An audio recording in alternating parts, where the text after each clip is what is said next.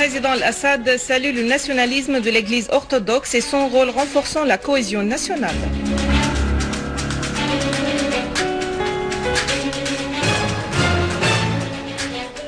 Le président al-Assad, la Syrie restera au cœur de l'arabisme et défendra ses principes face à tous les complots.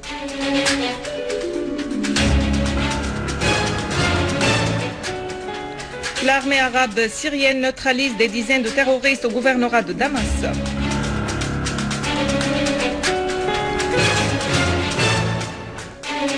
Calme précaire dans les alentours du palais présidentiel au Caire et le sit-in se poursuit à Tahrir contre la politique de président Morsi.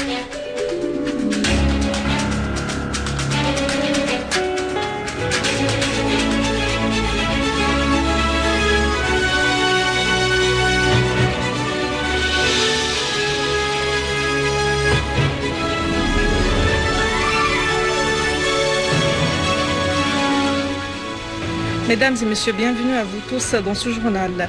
Le président Bachar al-Assad a salué le sentiment national profond de l'Église orthodoxe.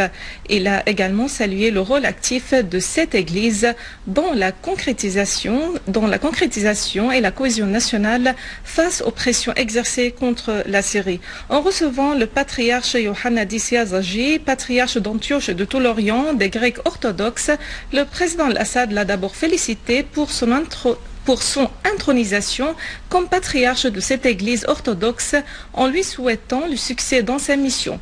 Le président al-Assad a mis en exergue le rôle historique de l'église orthodoxe dans la diffusion de la tolérance et des valeurs de la coexistence dans le monde entier et particulièrement en Syrie. Pour sa part, le patriarche Yazagi a exprimé sa confiance en la capacité de la Syrie à surmonter la crise qu'elle traverse, soulignant l'importance qu'accordent les Syriens à leur unité et leurs principes nationaux. Le patriarche Yazagi a souhaité l'instauration de la sécurité et de la paix en Syrie, affirmant que tous les Syriens demeureront unis en une seule famille en dépit de toutes les circonstances. Le patriarche Yohannis Yazagi a déclaré dans une interview exclusive à la chaîne Russia Today que la Syrie est et demeurera la terre de la paix et de la fraternité. Et le patriarche d'ajouter: nous sommes dans ce pays une famille où se réunissent musulmans et chrétiens. Nous espérons que la crise qui a eu lieu actuellement en Syrie va se dissiper le plus tôt possible et qu'un avenir lumineux observera le jour très bientôt en Syrie, qui a toujours été le berceau de la civilisation, de la culture et de la coexistence.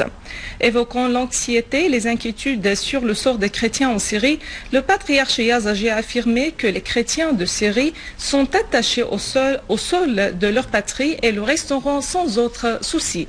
Le patriarche Yazagi a catégoriquement rejeté toute forme de violence pour n'importe quelle raison. Il a ajouté: je veux dire à toute la communauté internationale que parler des droits de l'homme et de la Déclaration universelle des droits de l'homme ne doit pas se faire pour servir certains intérêts ou décisions politiques, mais dans le vrai sens de ces termes.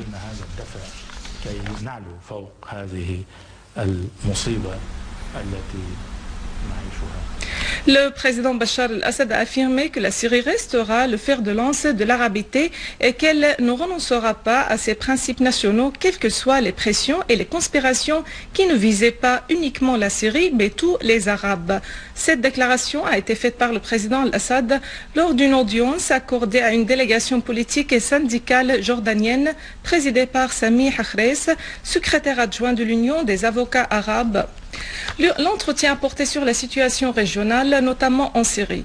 Les membres de la délégation ont affirmé la solidarité de toutes les catégories du peuple jordanien avec le peuple syrien dans l'épreuve actuelle, assurant que les Arabes honnêtes ne laisseront pas la Syrie seule face aux conspirations qui la visent.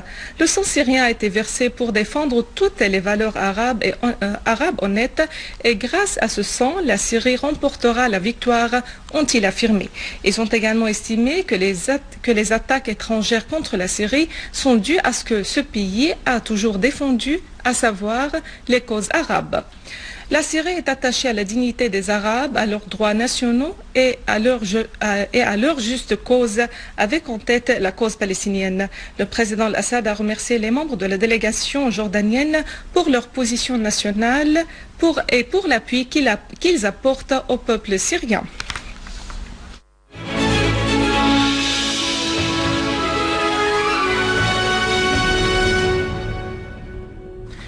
Le ministre russe des Affaires étrangères, Sergueï Lavrov, a déclaré à l'issue de son entretien avec le président algérien Abdelaziz Bouteflika à Alger que les points de vue de la Russie et de l'Algérie étaient identiques sur la nécessité d'un règlement politique en Syrie et au Mali sans ingérence étrangère.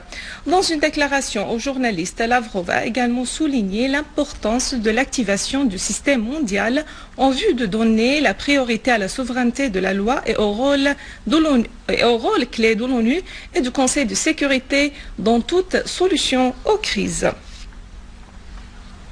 Des unités de l'armée arabe syrienne ont exécuté aujourd'hui une série d'opérations spécifiques qui s'étaient soldées par la liquidation du nombre de terroristes dans plusieurs régions de la banlieue de Damas. Une source haut placée indiquait que des caches et des rassemblements de terroristes ont été détruits par les unités de l'armée arabe syrienne à Arbin et Zamalka. Les armes et les munitions en possession des terroristes ont été également détruites. De même, les forces de l'armée arabe syrienne ont poursuivi la traque des terroristes dans les fermes de Douma, Harasta et Adr al-Balad. Au cours de ces opérations, des caches de terroristes ont été anéantis, 5 véhicules et des motocycles utilisés par les terroristes ont été détruits, alors que de nombreux terroristes ont été tués et d'autres blessés.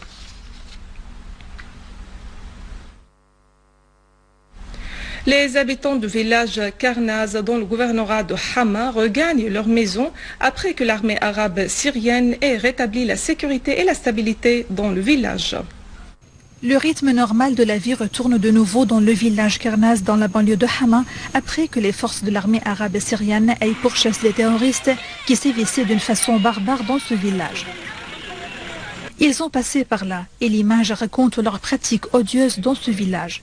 Des outils criminels et des armes de fabrication occidentale, des engins explosifs fabriqués pour faucher la vie des innocents sont désamorcés par les unités de l'armée arabe syrienne. Des maisons déjà combles de joie ont été évacuées par leurs habitants pour fuir le terrorisme des groupes armés. Les terroristes voulaient un enfer pour les fils de Karnaz, les tuant et les obligeant au déplacement. Les maisons ont été ou bien détruites ou bien minées. Cependant, tant que ce terrorisme se prolongerait, c'est l'armée qui possédait enfin l'action décisive.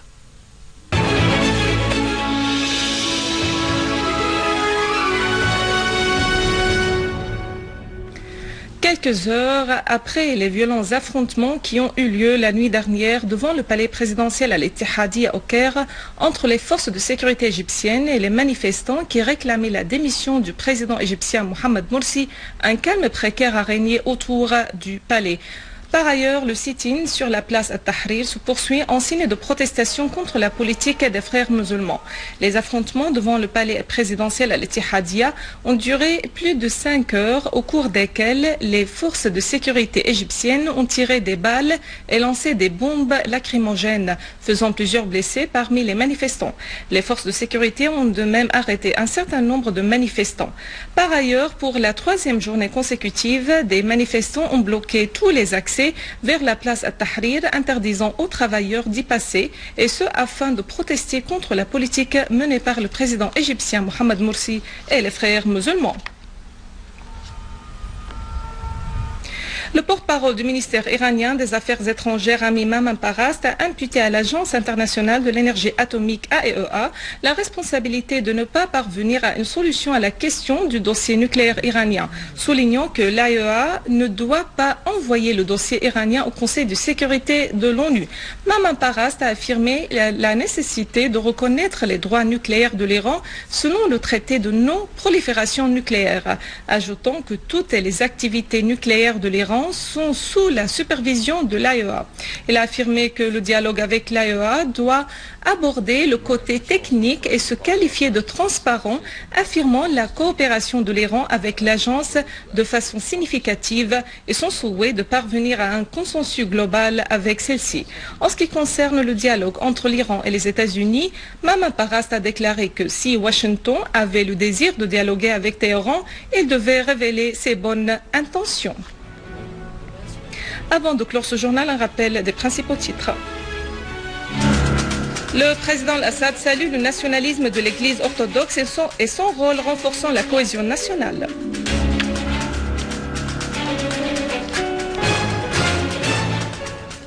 Le président Assad, la Syrie restera au cœur de l'arabisme et défendra ses principes face à tous les complots.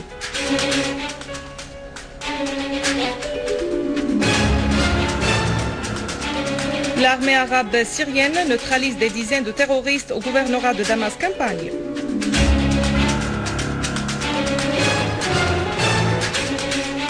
Calme précaire dans les alentours du palais présidentiel au Caire et le sit-in se poursuit à Tahrir contre la politique de président Mohamed Morsi. Mesdames et messieurs, c'est la fin de notre édition. Pour la revoir, visitez notre site web syriaonline.sy. Merci à vous, merci à toute l'équipe. Au revoir.